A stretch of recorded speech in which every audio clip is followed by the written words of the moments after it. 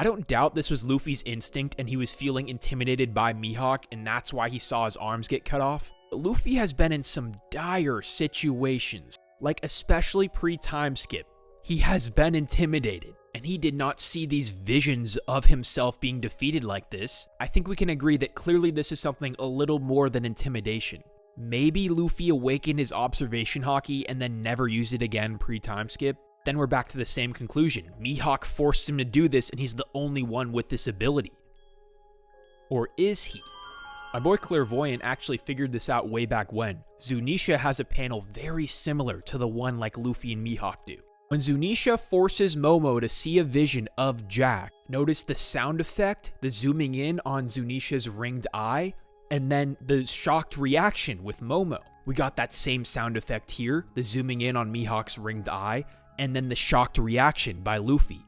You could just chalk all this up to the voice of all things, but as far as I know, the voice of all things has only ever been used verbally, and there's clearly a vision being shown here.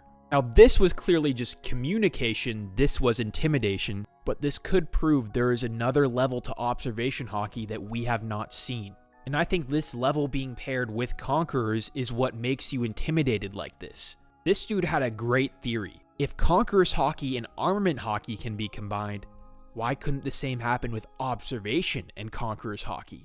Maybe that's exactly what controlling your presence consists of. Under the header of Supreme King Haki, it stated that Shanks doesn't show the future by controlling his presence. So maybe having control of your presence allows you to hide it when you want, and maybe you can also omit this presence and make people see what you're going to do to them. But it can also be too much to handle, and that's why his eyes can kill with a glance. Mihawk's presence is stated to be terrifying. When you combine that with the fact that his original nickname was going to be the Clairvoyant, someone who has a supernatural ability to perceive events, is it really that out of the question that his intimidating presence forced Luffy to see this vision? And that's why Mihawk was surprised he stayed calm, because most of the time his eyes kill with a glance. And like I said in the last video, if Mihawk has this ability, then his final confrontation with Zoro could have even more layers. He tried to use his presence to show what would happen to Zoro, and Zoro didn't falter. And that's why he was surprised. Even though Zoro did end up stepping down when it came to another swordsman checking him.